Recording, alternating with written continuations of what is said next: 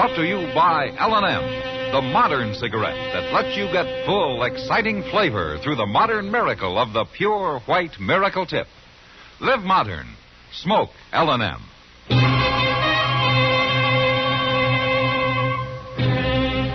Around Dodge City and in the territory on West, there's just one way to handle the killers and the spoilers, and that's with a U.S. Marshal and the smell of Gunsmoke.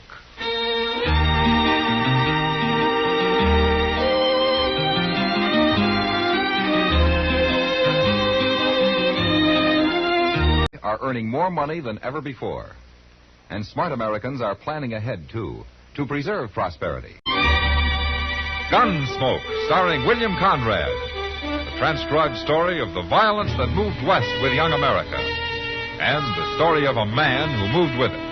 I'm that man. Matt Dillon, United States Marshal.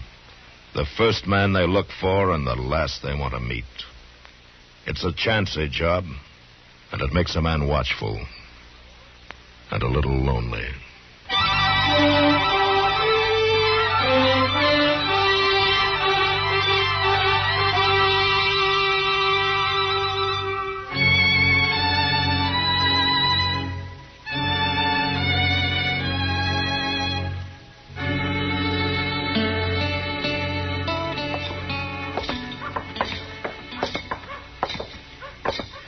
It's a nice, clear evening, Mr. Dillon. It'll be cold before morning, though. Maybe old Doc ain't too far wrong. Oh, what about? Well, he claims winter's coming early this year. He claims we'll have snow before the end of the month. He's just passing along Indian talk, Chester. They're all claiming the same thing. Evening, Marshal. Oh, how are you, Jezra? Miss Cobb? How do, Marshal? Chester. Evening, ma'am. Who's up there? You do declare, Mr. Dillon, that ain't the most dilapidated old buggy I ever seen anywhere. Jezra believes in getting full value out of things.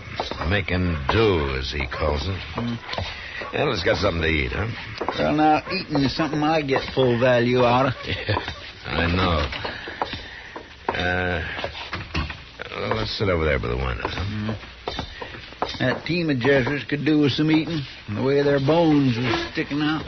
Jezra figures fat on a horse is a sign that grain's being wasted. Will you shortly, Marshal? Okay. He must figure the same thing about women. Miss Cobb's bones was sticking out some, too. He probably works her half to death. Has to run a farm that size without any hired help. Well, they sure do keep to themselves. People just don't take to Jezra much. He's got a pretty cold way about him. And it's hard to say what she's like. That poor lady don't even open her mouth less than he tells her she can. Plain mousy, that's what she is. What are you figuring to eat, gents? Well, what do you got? Stewed beef and boiled greens. I guess that's what we'll eat, huh, Chester? All right, I'll bring it right out. Boiled greens. Boiled Jimson weed more. What? See, that was up the end of the street, Mr. Dillon. Yeah, come on, Chester.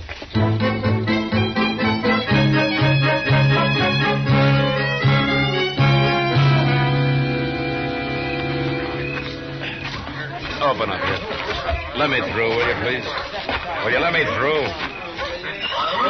Hang on to that horse. He's mighty spooky. What's the trouble, Chester? Marshal, you've allowed this town to become a sink of iniquity, a whited sepulchre. Oh, is that so? Town of painted Jezebels, scoundrels, and murdering assassins. The name should be changed to Sodom or Gomorrah. You all right, Miss Cobb? Somebody tried to kill us, Marshal. They were standing right over there in the shadows. Minerva, you'll kind of remember a woman's place. Marshal asked me. Silence. Sorry, Ezra. Did you get a look at him? We did not. A coward struck in the darkness. It was only a miracle we escaped. Any of the rest of you see who fired those shots? Hey, you're the law here, Marshal. I demand an accounting of this outrageous assault. Chester, do you know anybody who might think they got a reason to kill you? I never had an enemy in my life. Well, it looks like you got one now.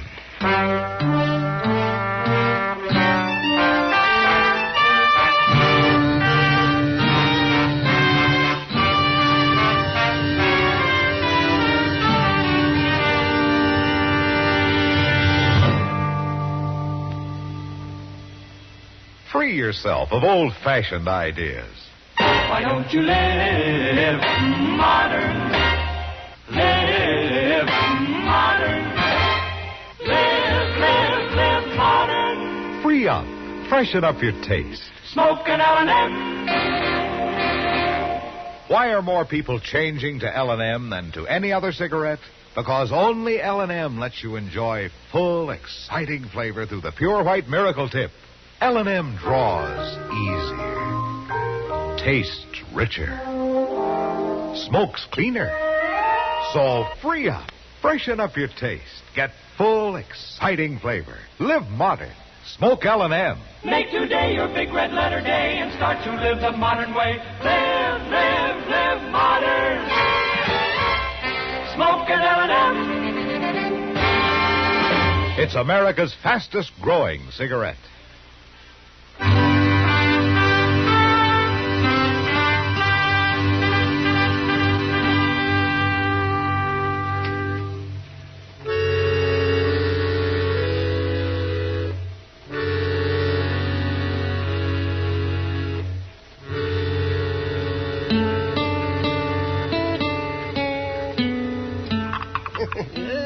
Put a little more sugar in here. That should fool Mrs. Pudlin.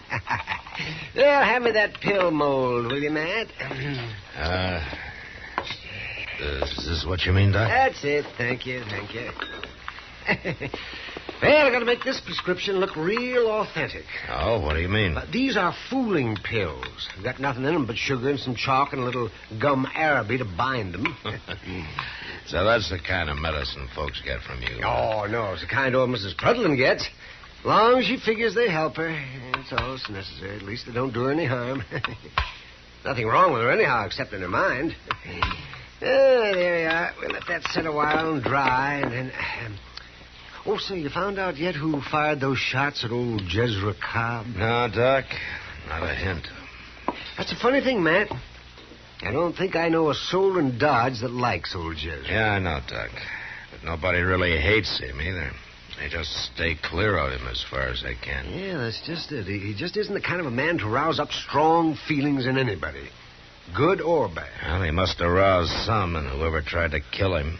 Or kill her. I don't even know for sure which one they were after, him or his wife. You busy, Doc? Huh? Oh, well, come right in, Kitty. Hello, Kitty. Matt, what are you doing here? Well, he's hiding from Jezra Cobb. What? Don't mind, Doc.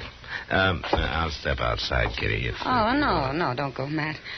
I just wanted to get something for a headache, Doc. Oh, it's too bad. Well, dip yourself some water there. Here are some pills I just made up, Kitty. Oh, now, Doc, you're not... Formula came straight from Boston. Well, if they can take care of this headache, they're miracle pills. That's exactly what they are.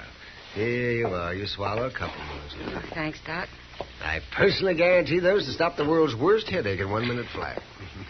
Yeah, they done wonders for Miss Prudlin. Mrs. Prudlin? Pay no attention to him, Kitty. He's all upset over that shooting. Well, I could name a few people who aren't upset over it. Oh, which people? Some of the girls at the Long Branch.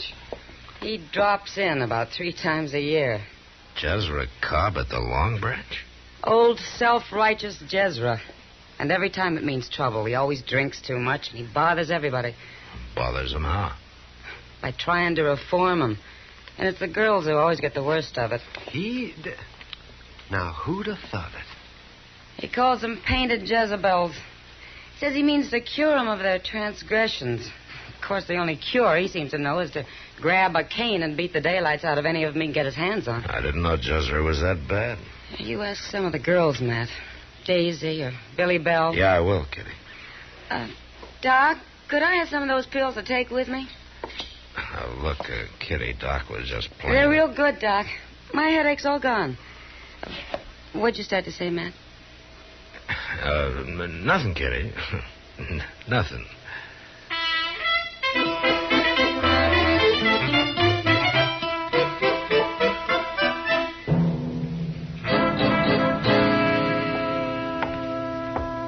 "48 hours, Marshal, and you've accomplished nothing. I demand legal action." You haven't helped things any by lying to me, Jezra. Lying to you? You told me you never had an enemy in your life, but 2 or 3 young ladies over at the Long Branch disagree with you. Dance hall girls. Maybe so. But I'd sure hate to have them looking at me over a set of gun sights. Abandoned. Painting their faces. cavorting in public to the devil's music. And stay away if you don't like it before you get a bullet in your back. It wasn't a woman who fired them shots. A woman wouldn't have to fire them, Chester. She could get a man to do it for her. Then why don't you jail them girls if they're plotting to kill me? I don't have any proof of anybody plotting anything. You're in league with the adversary, Marshal. You're aiding and abetting the forces of evil. Let me tell you something, Chester. I'll aid and abet anybody's right to live his own life according to his own lights. As long as he's within the law. Mr. Dillon, Yeah, what is it? could I see you a minute? Yeah, sure. Yeah, what's the matter, Chester? Well, it's Miss Kitty. She wants you over at the Long Branch right away. Oh, what for? Well, it seems there's a fellow there that's been drinking real heavy, Mr. Dillon, talking too much. Oh? And Miss Kitty heard him say he'd been offered $300 to kill old Jezra.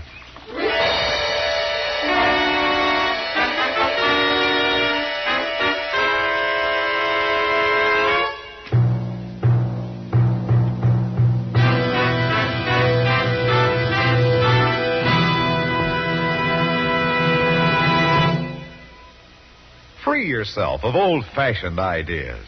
Why don't you live modern? Live modern. Live modern. Free up. Freshen up your taste. Smoke an L&M. Today, all over the country, more people are changing to L&M than to any other cigarette. And it's all because only L&M gives you full, exciting flavor through the pure white miracle tip. L&M draws easier, tastes richer, smokes cleaner. So free up, freshen up your taste, live modern, change to L&M. Make today your big red letter day and start to live the modern way. Live modern. Smoke an L&M. It's America's fastest growing cigarette.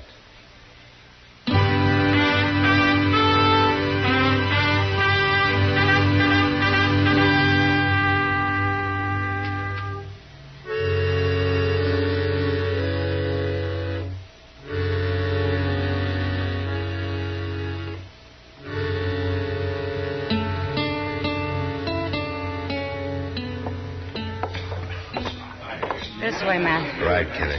Come on, Chester. Yes, sir. He's playing poker over here with a house dealer and a couple of cowboys. You been in here before? Yes, just during the last week. He's a drifter, I guess. Goes by the name of Puggy Rado. There. That's him, Matt, on the far side of the table. Uh-huh. Yeah, he looks like a saddle bum. He was making out real braggy for a while. Fastest gun in Texas, that kind of talk. But I guess he knew he'd gone too far when he said that about Jezra Cobb. He shut up tight right after. All right, Kitty, I'll try to get him away from that table. Wait, Matt. I think he's coming over here. Yeah.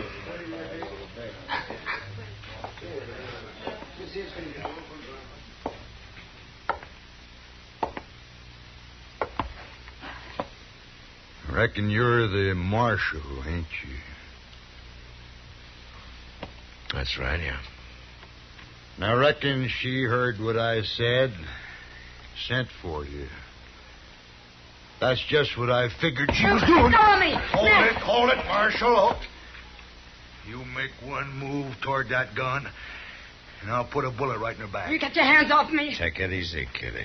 You tell her, Marshal. Tell her me and her is leaving now. And if anybody lays a hand on a gun, there's going to be a pretty corpse on the floor. Told you to let go. Take him out. Drop that gun, Rado. Not a chance.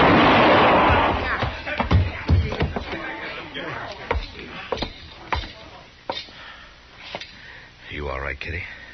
Yeah, I'm all right. Thanks, Matt. Well, I had to kill him now. There was no time for anything else. Marshal, was that the man? Yeah, it looks that way, Jezra. He was claiming somebody had offered him $300 to kill you. Why, that's the fellow who... Who what, Jezra? Why, he stopped in at my place last week begging a handout. Did you say $300? Yeah, that's right. Well, I got to be getting on home, Marshal. Got stock to tend to. Got a lot of things to tend to. Well, forevermore, what come over him so sudden? I don't know, Chester. But I think I can guess.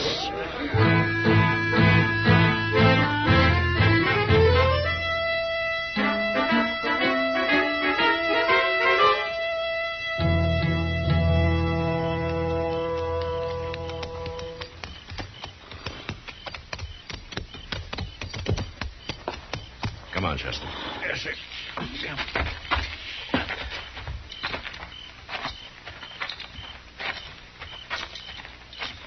Kind of quiet, Mr. Dillon. Maybe Jezra ain't home yet.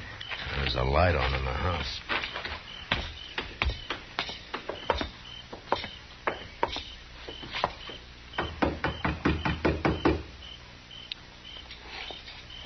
That's a real proud barn yonder to be with such a poor-built house, ain't it? Yeah, it sure is. Good evening, Miss Cobb. I do, Marshal. Chester. Miss Cobb. Your husband get home yet, Miss Cobb?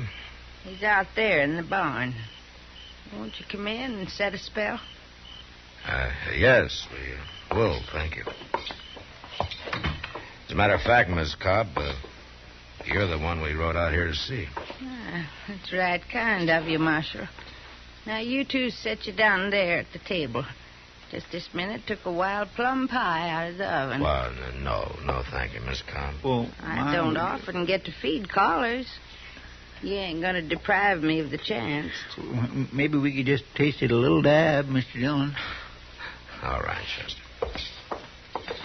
I always had the impression that you were opposed to visitors, Miss Cobb. Oh, I love to have folks come. Jezra ain't never been one to encourage it. Oh, I see. The righteous must turn their faces from the world. For the world is the cradle of sin. That's what Jezra always said. There you are, piping hot. My gracious, that smells good. Well, eat hearty. There's plenty more, and it'll just go to waste. Jezra's never cared too much for plum pie. Miss Cobb, how long have you and Jezra been married? 27 years, Marshal. 27 years. Uh-huh. And over those years, Miss Cobb, how many times did he beat you? Hundreds of times. For my transgressions, he told me. He used to read me from the good book that a husband's got a right to do that. I ain't never learned to read myself. But last month I asked Reverend Blouse, and he said there weren't nothing like that in the good book. Well, maybe Jezra's got his own version. He lied to me, that's what he done. And if he'd lie about that, then, well, I reckon you know, don't you, Marshal? Yes, ma'am. About you offering money to that drifter who rode through here last week. That you hired him to kill Jezra. Yes, ma'am, I guessed it. Jezra did, too. Well, I figured he did the way he acted in town. He come home and told me about you having to shoot the man. Then he asked me for our savings. And I got it for him. He sat down here and counted it. And when he seen it was the same as that fella had been talking about, $300, then he knowed for sure. What did he say? Oh, nothing much. He just sat here a while, smiling at me kinda in that cold way of his. His glory smile, I always called it. And then he got up and went out to the barn. And, of course, I knowed what he was going for. What do you mean? He was aiming to fetch a hickory stave. He always keeps some out there to mend fences. I declare, Mr. Dillon, a man like that ought to be, well... I think, ma'am, maybe I better go have a little talk with Jezra. Won't be no use, Marshal. Just won't be no use. I think it will, ma'am. Listen to me, Marshal. You're wasting your time. I'm trying to tell you. When he went to fetch that stave, I knowed what he was aiming to do. And I followed him out to the barn. Yes? I stood real close, Marshal, so I wouldn't miss. And I pulled the trigger 4 times. I put the gun there in the cupboard. I figured you'd be wanting it. Jezreel ain't never gonna beat me no more.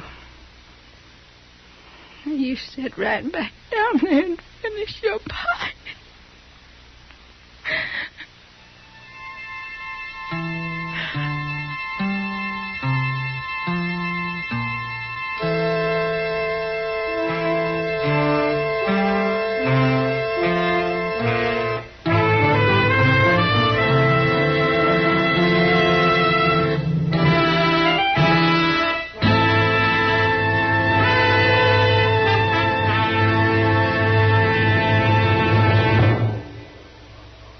In a moment, our star, William Conrad.